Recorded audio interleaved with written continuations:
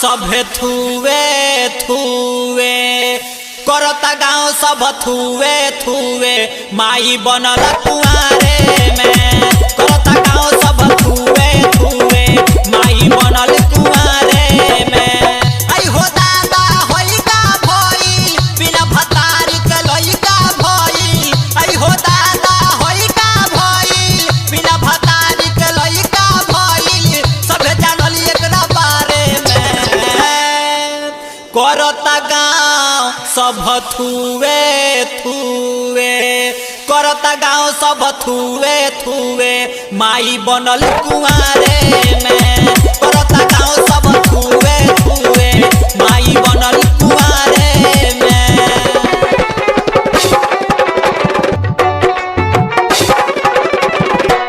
DJ Jitesh बाबू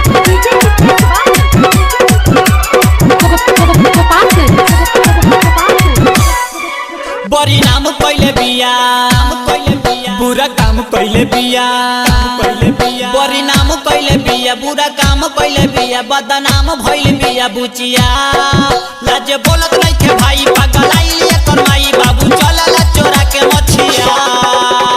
खेलले बिया अचको मचको खइले बिया पकल को कचको। खेलले बिया अचको मचको खइले बिया पकल को कचको। दर्द उठल एकरा डाँडे में। करता गाँव सब थुए थुए करता गाँव सब थुए थुए माई बनल कुआरे में। करता गाँव सब थुए थुए माई बनल कुआरे में।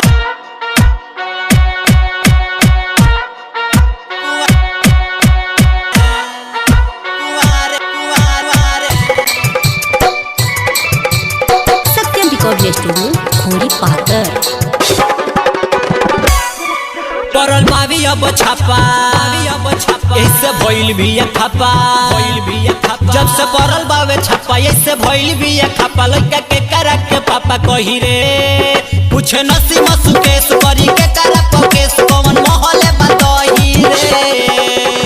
मुँह उठा के कैसे जीही तबुले माजा सतेंद्र लीही। मुँह उठा के कैसे जीही तबुले माजा सतेंद्र लीही। इज्जत चले गइल खाड़े में।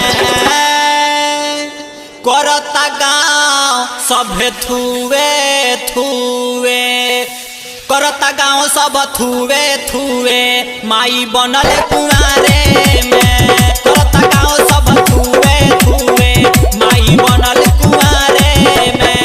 आई हो दादा होई का भई बिना भतारी के लइका भई।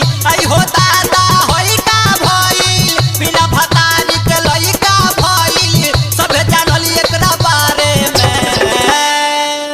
करता गाँव सब थुए थुए करता गाँव सब थुए थुए माई बनल कुआरे में। करता गाँव सब थुए थुए माई बनल कुआरे में। सत्यम रिकॉर्ड स्टूडियो खोरी पाकर।